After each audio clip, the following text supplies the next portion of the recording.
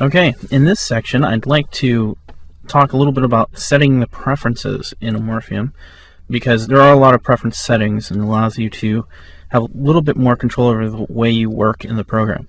So basically, to get to your preferences would be under the project menu here, and you can do that by clicking on project and coming down to preferences, or it's Command P on the Mac or Control P on the PC.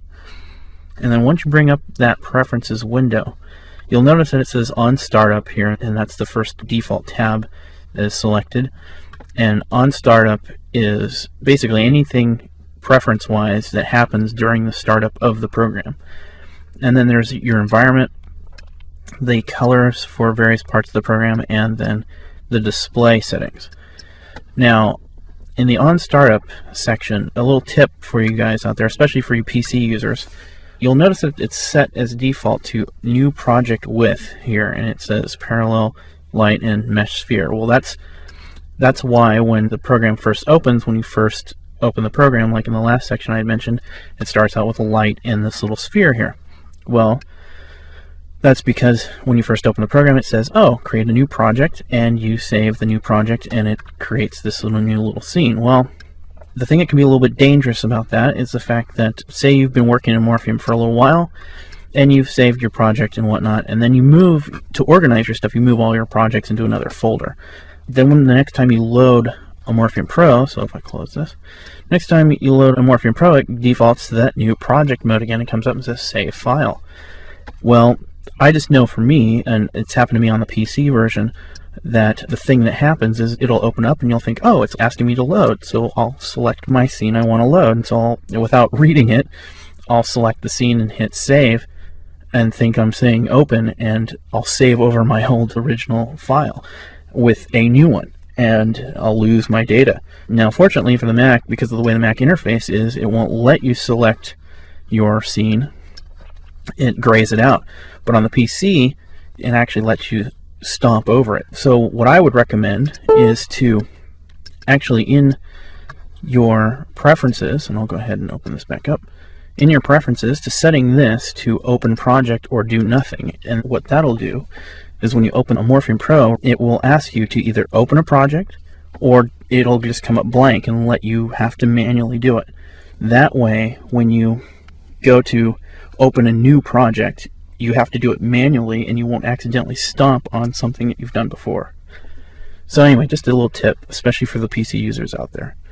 So another thing in this particular section is whether you want it to start in Composer or Tools. So if you do a lot of modeling, more than you do setting up scenes, you may want it to start in the Tools section first. So now, the Environment tab here allows you to change the actual environment, like the actual look of your interface. So for example, there used to be, the default setting used to be for these little background patterns, which can be a little noisy, and you may not want them to, well, actually, there we go. You may not want them there. So that's why custom color has been set to default. You can turn the gradient on and off. If you just like a standard color back there, that could be more to your liking. But anyway, it allows you to change the attributes of that. If you like a lighter color as opposed to a darker color, that's what these particular preferences do. Now, another cool thing is that this Tools section here allows you to change the size of your toolbar icons. Now, because I'm running in 640/480 for the purposes of this training demo, I had to set it to small, because Amorphium Pro really is not designed to go at 640/480. We're kind of squishing all the windows together to make it work for the purpose of this. So the normal setting is actually on medium, and as you can see, now they're a little bit bigger. And so if you have like a really high resolution desktop, say for example you're working in 1600 by 1200, and you want to be able to see, these would be super tiny, you want to be able to see what you're doing, you can actually change the size of your tools, which is kind of nice. The tooltips checkbox here allows you to turn on and off the little tooltips, which, as I roll over things, it'll tell you what they do. So if that's annoying to you to see those popping up, you can always turn those off. Also, you have Windows menus. That represents these particular menus here in your window. So if I turn these off, you'll notice that they're gone now. And also you can get to those menus by using on a PC, a right click or control click on the Mac. So you can get to them there as well.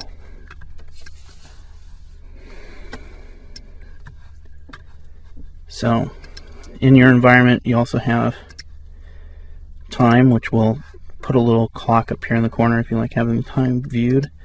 Default palette positions will create these palettes. If your palettes have moved because you've been working on a high resolution, then shrink your resolution down and your palettes are off screen, you can actually use this to bring them back.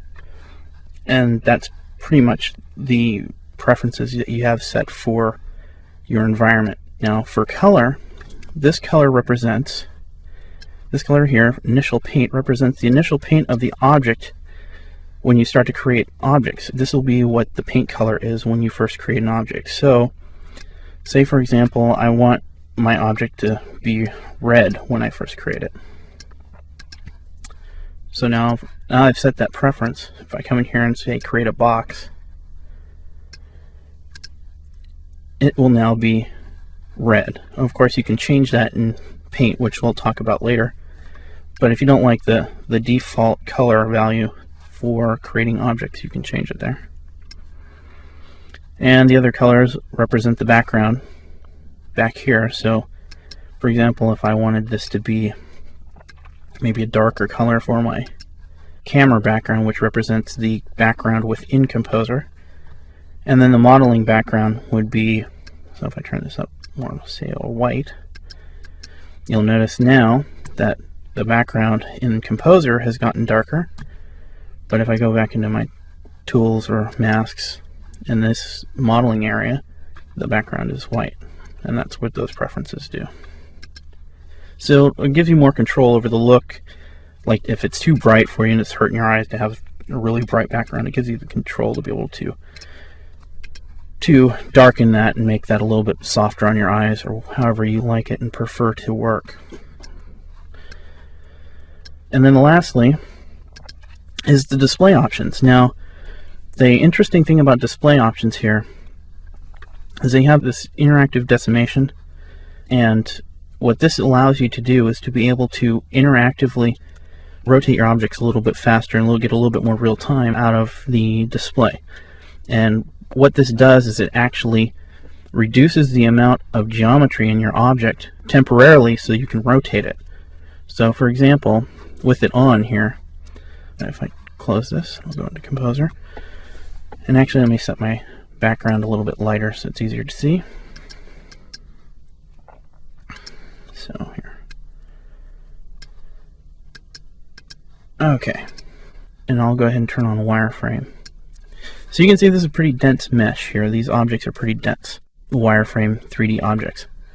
So if I come in here and rotate one of these, as soon as I click on it, you can see the geometry change and go in a lower resolution. So now when I rotate or move these objects around, it's going to allow me to actually be able to speed up the process of displaying it. And so now if I go into preferences here and actually turn that off, like if you have a really fast graphics card and you want to see all the detail, you can turn that off, and then it'll be a little bit slower, but it won't decimate it. So for the sake of speed, it's kind of nice to have that feature. And the other thing too is that we've been working in SoftDraw right now, which basically means the software is doing the real-time 3D. You also have the option of OpenGL, so you can actually use an OpenGL accelerated view, which of course, now that I do it, will probably be even faster. Yeah, a lot smoother. So that actually becomes quite nice. So now another advantage too in relation to the preferences, I'm going to go ahead and use a quad view here, which I'll talk about as well later in the CD. You'll notice that I can have 4 views. Well, if it tries to redraw each one of these in real time, it's going to be a little bit slower. So you have this option here to update only the frontmost view window. So if that's turned on, then when I go to move one of these objects, you'll notice that you're only seeing it move in the one window. And as soon as I let go, it updates it in the other 3. Now, if I turn that preference off, say I have a really fast graphics card and I want to be able to see it real time, you'll see it's a little bit slower, but I'm able to see it in all 4 views moving at the same time. So that's another preference for speed reasons. If you're working on a slightly slower computer, you can actually turn that off and it will speed up the preview. Snap radius, this allows you to actually, is the amount of pixels between snapping to a snap point, which snap points can be a little confusing, but I'll be discussing them later on. I have a section devoted to snap points, so most people don't know that they even exist, but it's actually kind of a cool little feature, and this is the preference for that, and I'll talk about that later.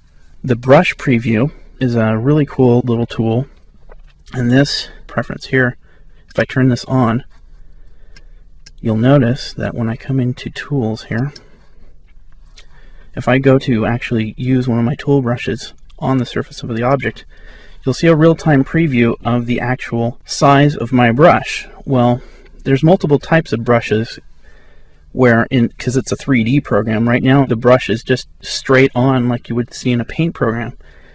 Well, that's because of the brush type that I have. Well, if I use a normals brush, this will actually face perpendicular to the normal on the surface of the object. It will actually follow along the surface of the object. So if I start to push on the surface here,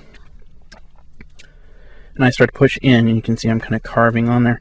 Now you'll notice that it'll wrap around and follow on the inside of the surface there.